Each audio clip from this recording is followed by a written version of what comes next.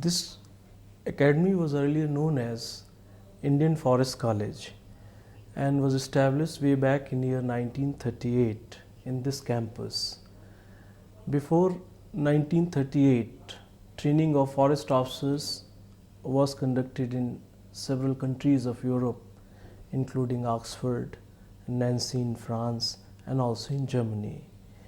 So 1938, this college was established, and in the year 1987, it was elevated to the status of National Forest Academy and was named as Indira Gandhi National Forest Academy.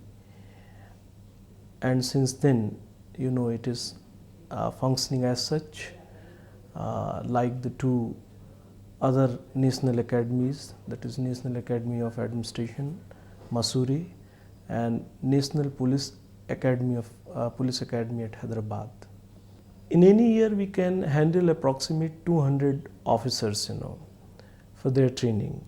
But number keeps on varying because, as you are aware, the selection to Indian Forest Service takes place through Union Public Service Commission, and the recruitment level every year is maintained at the requisition place with the central government by the respective states government. So it keeps varying from year to year.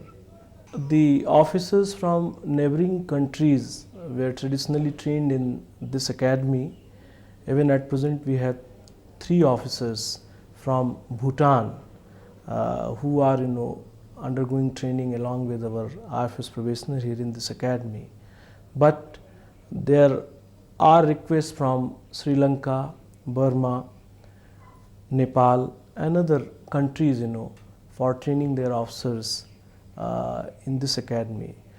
This academy, being the premier forestry training institute in our country, has a recognition not only in Asia but also in the entire world. Nepal has a university. Bangladesh also are training their officers in their universities. Sri Lanka, they have also established a university having forest faculty. So now some of these countries they get their officers trained over there, but then we do get some requests from them for training their officers. No, besides the induction training of IFS officers, we also have training programs for in-service officers, both at the middle and senior levels. We run about 5 compulsory courses for middle and senior level officers who are working in field, and even the officers from State Forest Service who are inducted into Indian Forest Service. For them, we have a special training courses.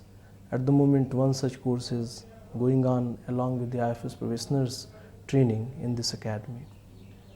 And in India, there are then there's the IFS, Indian Forest Service. That's right. And there's the State Forest Service. That's right. So and below that are the range officers. The range officers, and then forest guard and foresters. Yes, there are 2 SFS colleges in our country. One is located in this very campus, State Forest Service College, Dehradun. Another is in Coimbatore. And these 2 colleges, they take care of State Forest Service training. Forests, they occupy about 1/5 of total geographical area in our country. So they play a very significant role in ameliorating environmental conditions in our country. The forest policy of 1988 clearly states that forests of the country shall be conserved and developed primarily for discharging their ecological functions and also to meet the subsistence need of the people who are dependent upon the forest ecosystem. So keeping that in mind, we have accordingly modified our syllabus, and now in our syllabus for IFS officers here, We have significant portions devoted to environmental aspect. We try to incorporate the conservation ethos among our officer trainees right in the beginning, so that when they go out in the field, they discharge these duties so that forests are preserved and maintained to provide eco-stability to the nation. Here these are the professional training institutes, and here training is a little distinct from the education what they get in universities and colleges. Besides giving them academic background or the professional knowledge of various subjects of forestry and environment, we try to develop into them the leadership qualities. We also encourage them to develop this the conservation ethos, so that they have devotion, they have lot of dedication towards the forest, towards the meeting the requirement of the people, especially the poor section of the society. And by and large our officers in the field, they are performing these roles very satisfactorily.